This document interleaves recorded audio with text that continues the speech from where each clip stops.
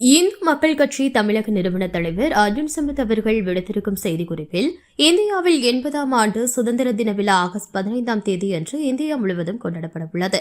இந்து மக்கள் கட்சி தமிழகம் சார்பில் வந்தே மாதரம் பிரச்சாரம், ஒன்றியம் அல்ல இந்தியா, திராவிடம் அல்ல தேசியம் என்று தேசிய சிந்தனை துளிகளை சுதந்திர போராட்ட வீரர்களை நினைவுகூரும் வகையில் இன்றைய ஜென்சிகளுக்கு எடுத்துச் சொல்ல தமிழகம் முழுவதும் இந்த வந்தே மாதரம் பிரச்சாரம் நடத்த திட்டமிடப்பட்டுள்ளது.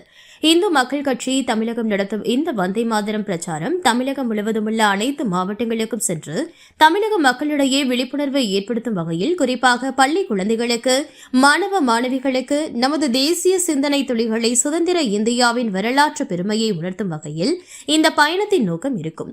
சுதந்திர போராட்டத்தின் போது அதன் நினைவலைகளையும், ஆங்கிலேயர் ஆட்சி காலத்தின் போது காந்தியடிகளின் யாத்திரையை நினைவு கூறும் வகையிலும், சுதந்திர இந்தியா கனவை நோக்கி பயணம் செய்த போது நமது கனவுகளை, கடமைகளை நிறைவேற்றும் விதமாக டெல்லி சலோ என்ற கோஷத்துடன் சுதந்திர போராட்டத்தை முன்னின்று நடத்திய நேதாஜி சுபாஷ் சந்திர போஸ், சுதந்திரம் எனது பிறப்புரிமை என்று முழக்கமிட்ட பால கங்காதர திலகர் போன்ற தலைவர்கள், குறிப்பாக இந்திய சுதந்திர போராட்டத்திற்காக தங்கள் வாழ்வை அர்ப்பணித்த தமிழகத்தில் எண்ணற்ற சுதந்திர போராட்டத்தை முன்னின்று வழிநடத்தியவர்கள் வ.உ.சி., பாரதியார், வேலுநாச்சியார், தீரன் சின்னமலை, மருது சகோதரர்கள், பூலிதேவன், குயிலி, திருப்பூர் குமரன், அழகு முத்துக்கோன் அவர்களை தமிழகம் மற்றும் இந்தியா ஒருபோதும் மறக்காத வகையில் இந்த வந்தே மாதரம் பிரச்சாரம் இருக்கும் என்று அர்ஜுன் சம்பத் தெரிவித்துள்ளார்.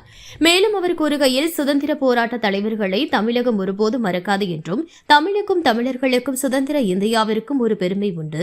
கோதையின் பக்தியால் தமிழ் தெய்வீகமானது, அவையின் பக்தியால் தமிழ் அறம் மிகுந்தது, அபிராமி பட்டரின் பக்தியால் தமிழ் அற்புதமானது, நம்மாழ்வார் பக்தியால் தமிழ் வேதமானது, பாரதியின் பக்தியால் தமிழ் தேசம் காத்தது, வள்ளுவனின் பக்தியால் தமிழ் உலகை ஆள்கிறது.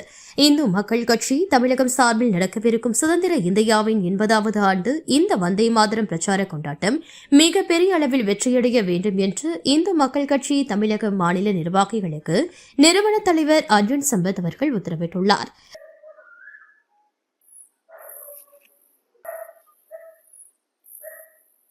நன்றி.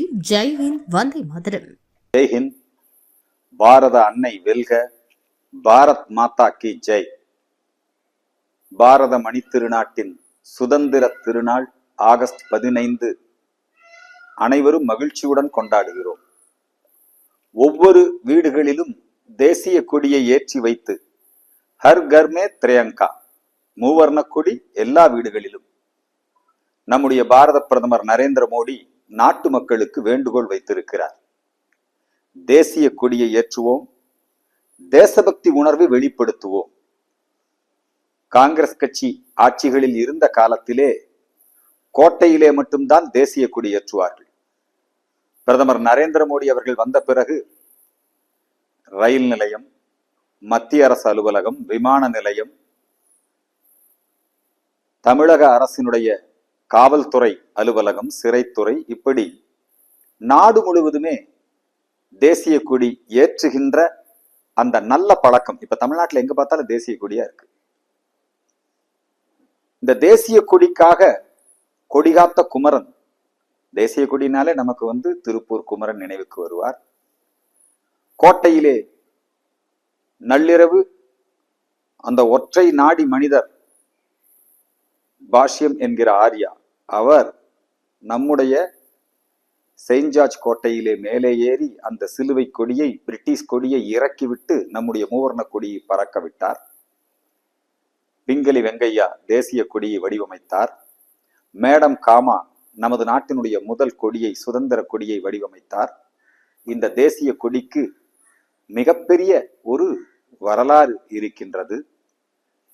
நம்முடைய காஷ்மீரத்தில் லால் சவுக்கில் முரளி மனோகர் ஜோஷி அவர்கள் நடத்திய ஏக்தா யாத்திரை, லால் சவுக்ல தேசிய கொடி ஏற்ற முடியாது என்கிற நிலை இருந்தது.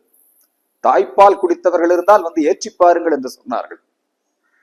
அப்பொழுது பாரதிய ஜனதா கட்சியின் அகில இந்திய தலைவராக இருந்த முரளி மனோகர் ஜோஷி அவர்கள் கன்னியாகுமரியிலே துவங்கி காஷ்மீர் வரை ஏக்தா யாத்திரை நடத்தினார். அதிலே நானும் பங்கெடுத்துக் கொண்டேன். நம்முடைய இன்றைய பாரத பிரதமர் நரேந்திர மோடி அந்த யாத்திரையை ஒருங்கிணைத்தார். லால் சவுக்கிலே தேசிய கொடி ஏற்றப்பட்டது. காஷ்மீருக்கான விசேஷ அந்தஸ்து பிஜேபியினுடைய உயிர்மூச்சு கொள்கை, இமய முதல் ஈழம் வரை ஒரே நாடு, அது நிலைநாட்டப்பட்டது. மிகவும் கர்வத்தோடு நம்முடைய தேசிய கொடி எல்லா வீடுகளிலும் பட்டொளி வீசி பறக்கட்டும்.